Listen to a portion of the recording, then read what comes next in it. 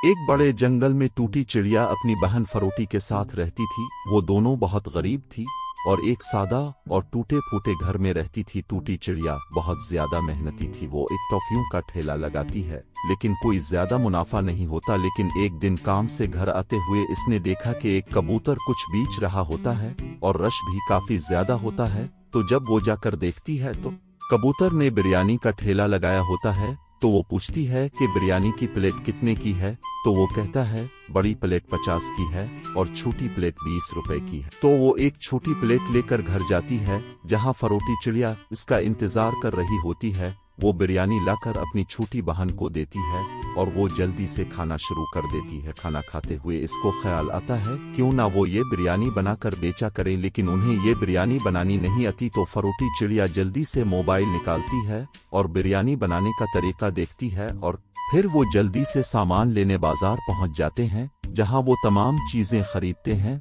और आते ही बिरयानी बनाना शुरू करते हैं। और जब बन जाती है तो वो बेचने के लिए निकल पड़ते हैं। देखते ही देखते हैं तमाम जानवर उनकी मजेदार बिरयानी को खत्म कर देते हैं और हर रोज यूं ही बिरयानी बनाकर बेचना शुरू करते हैं। तो एक दिन कबूतर को पता चलता है कि टूटी फोटी ने बिरयानी बनाना शुरू की है। तो वो उनके घर आता है और कहता है कि तुमने मेरे मुकाबले में ठेला क्यों बनाया? मेरे तमाम ग्राहक तुम्हारे पास चले आती हैं। देखो तुम ये ठेला खत्म कर दो वरना तुम अच्छा नहीं होगा। तो टूटी फरोटी थोड़ा डर जाते हैं, लेकिन अपना काम जारी रखते हैं। जब कबूतर को पता चलता है कि टूटी फरोटी ऐसे मानने वाले नहीं, तो अगले दिन उनके घर आता है और कहता है तुमने मेरी बात नहीं मानी, अब अच्छा नहीं होगा। तो टूटी उनकी तमाम बातें मोबाइल में रिकॉर्ड कर लेती है और इससे कहती है अगर तुमने ये धमकियां दीनी बस नहीं की तो हम ये तमाम रिकॉर्डिंग पुलिस को सुना देंगे। तो कबूतर वहां से भाग जाता है और टूटी फरोटी चिड़िया हासिल खुशी अपना काम करते रहते हैं और खूब पैसे कमाते हैं। एक दिन जंगल में बहुत तेज बारिश हो रही होती है। टूटी चिड़िया अपने 2 बच्चों के साथ अपने घर में मौजूद होती है। वक्त गुजरने के साथ साथ बारिश बहुत ज्यादा तेज हो जाती है। टूटी चिड़िया का घर बहुत कमजोर होता है, इसलिए टूटी चिड़िया बहुत डरी हुई होती है कि अगर हमारा घर टूट गया तो क्या बनेगा। तो उसका एक बच्चा कहता है माँ, अगर हमारा घर टूट जाएगा तो हम कहाँ जाएंगे? तो टूटी चिड़िया कहती है तुम फिक्र ना करो, कुछ नहीं होगा, मैं तुम्हारे लिए खाना बनाती हूँ, तुम खाओ और सो जाओ। इतने में टूटी चिड़िया घर टूट जाता है। बारिश का पानी घर में घुस जाता है। टूटी चिड़िया परेशानी में कालू कौवे का घर जाती है अपने 2 बच्चों के साथ और कहती है बारिश की वजह से हमारा घर टूट गया है, आज रात रुकने के लिए जगह दे दो, हम सुबह होते ही अपने घर चले जाएंगे। तो कालू कौवा कहता है बिल्कुल नहीं, मेरा घर पहले ही बहुत कमजोर है, इतना वजन बर्दाश्त नहीं कर सकता, तुम कहीं और चले जाओ। तो वो कबूतर घर जाती है, लेकिन वो भी इससे रखने के लिए मना कर देता है। फिर वो मायूस होकर अपने टूटे घर में वापस आ जाती है। वहां आकर इसका बड़ा बच्चा कहता है माँ, मैं जिस स्कूल में जाता हूँ वहाँ रास्ते में एक पुरानी बस खड़ी है, हम वहाँ चले जाते हैं। तो टूटी चिड़िया जल्दी से अपने बच्चों को लेकर वहां जाती है, लेकिन बस अंदर से बहुत गंदी होती है। लेकिन वो जल्दी से इस बस को साफ करती है। उधर बारिश रुकने का नाम ही नहीं ले रही होती, बारिश बढ़ती ही जा रही होती है। इतने में वो देखती है कि कालू कौवा बारिश में कहीं जा रहा होता है। वो इसे आवाज देती है अरे कालू कौवे, इतनी बारिश में कहाँ जा रहे हो? तो कालू कौवा कहता है कि मेरा घर भी बारिश की वजह से टूट गया है। तो टूटी चिड़िया कहती है जल्दी से अंदर आ जाओ, काफी जगह है यहाँ पर। फिर वो जल्दी से अंदर आ जाता है। अंदर आकर कालू कौवा और उसके बच्चे कहते हैं यहाँ पर बहुत डांसेस है, कुछ करते हैं। वो जल्दी से आग जलाने का सामान लाते हैं और आग जला लेते हैं, जिनसे इन्हें डांसेस नहीं लगती। सुबह होते ही जब बारिश रुक चुकी होती है तो अपने अपने घर को दोबारा बनाना शुरू करते हैं और इसमें रहना शुरू कर देते हैं। इस कहानी से हमें सबक मिलता है कि हमें मुश्किल वक्त में एक दूसरे की मदद करनी चाहिए ताकि हम इस मुआशरे को अच्छा बना सकें।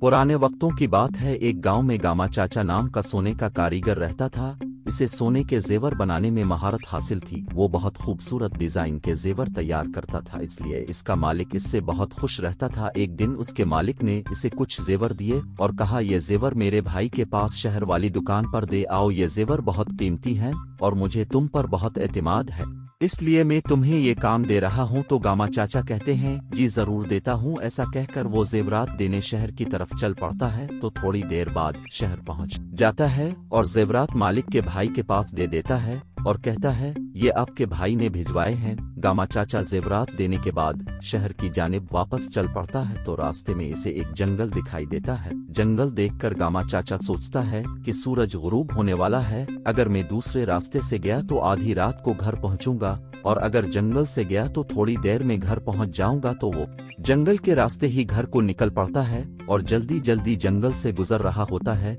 तब एक भूत की नजर इस पर पड़ती है। भूत दिखने में बहुत डरावना होता है। वो कहता है, इंसान वो भी जंगल में अजीम तो खाने का मजा ही आ जाएगा, आज तो पार्टी करेंगे। ऐसा कहकर वो गामा चाचा के पीछे पीछे चलने लगता है। गामा चाचा को ऐसा महसूस हो रहा होता है कि इसका कोई पीछा कर रहा हो। थोड़ी देर में वो भूत गामा चाचा के सामने आकर खड़ा हो जाता है। गामा चाचा बहुत डर जाते हैं। इतनी देर में इसके दिमाग में एक आइडिया आता है। भूत ने कहा, तुम्हें डर नहीं लग रहा? तो गामा चाचा कहते हैं, कौन सा डर? अरे अगर तुम भूत हो तो मैं भी भूत हूँ। तो भूत कहने लगता है, अरे तुम इंसान हो, तुम कहाँ से भूत लगते हो? तो गामा चाचा कहते हैं, मुझे भूतों की तरह रहना अच्छा नहीं लगता, इसीलिए इंसानों की तरह रहता हूँ। तो ये सुनकर भूत कहता है, इसका मतलब है मुझे आज भी इंसान खाने को नहीं मिलेगा। चाचा कहते हैं, तुम्हें इंसान खाना है? तुम मेरे साथ चलो। मैंने सुना है कि एक मोटा इंसान जंगल के रास्ते शहर की तरफ जा रहा है, हम दोनों इसको मिलकर खाएंगे। तो जिन कहता है, तो ये बात है तो चलो। वो दोनों जंगल में चलते चलते दूर निकल आते हैं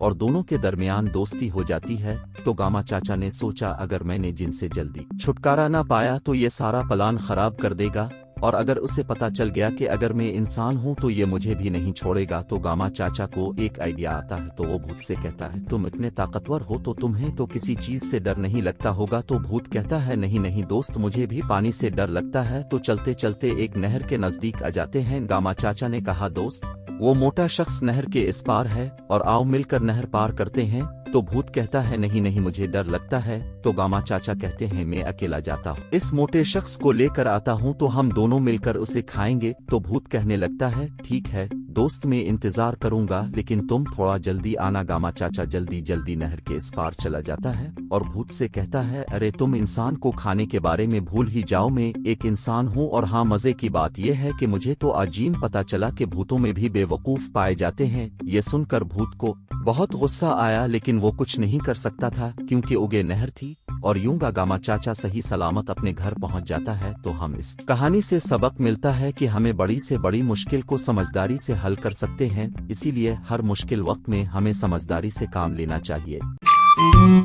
एक जमाने में एक पुरअमन घास के मैदान में एक तेज रफ्तार और चुस्त खरगोश जिसका नाम कोको था, और एक सुस्त लेकिन पुरज़्म कछुआ जिसका नाम चार्ली था। वो बहुत अच्छे दोस्त थे, हमेशा गुफ्तगू में मशगूल रहते थे कि कौन तेज है। एक दिन एक लंबे दरख्त के नीचे आराम करते हुए कोको चार्ली को उसकी सस्ती के बारे में छेड़ने से बाज नहीं आ सका। मुसलसल तंज से तंग आकर चार्ली ने कोको को रेस का चैलेंज दिया। दिल से हंसते हुए कोको ने अपनी बिजली की रफ्तार पर एतमाद करते हुए चैलेंज को कबूल किया। घास का मैदान के जानवर तमाशा देखने के लिए जमा हुए। रेस शुरू होते ही कोको चार्ली को बहुत पीछे छोड़कर आगे बढ़ गया। उसने चार्ली को नजरअंदाज करते हुए एक सायादार दरख्त के नीचे थोड़ी देर सोने का फैसला किया। चार्ली अपने अज़्म में अटल, सुस्त और साबित कदम रहा। कदम कदम पर वो आगे बढ़ता रहा, मकसद पर तवज्जो मरकूज रखी। जब कोको जागा तो वो चार्ली को फिनिश लाइन के करीब आते देखकर हैरान रह गया। घबराहट फैल गई और कोको इतनी तेजी से दौड़ता रहा जितनी इसकी टांगें इसे उठा सकती थीं। लेकिन इसकी रफ्तार के बावजूद बहुत देर हो चुकी थी। चार्ली ने रेस जीतकर फिनिश लाइन को उबूर किया।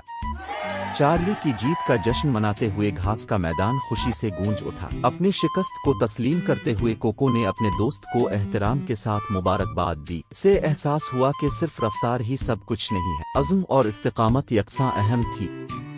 इस दिन से कोको और चार्ली लाजिम व मलजूम हो गए। घास के मैदान के जानवरों को आजिज़ी की कदर और कभी हार न मानने के इनामात सिखाए। उन्होंने साबित किया कि सुस्त और साबित कदमी से भी तेज तरीन को पीछे छोड़ा जा सकता है।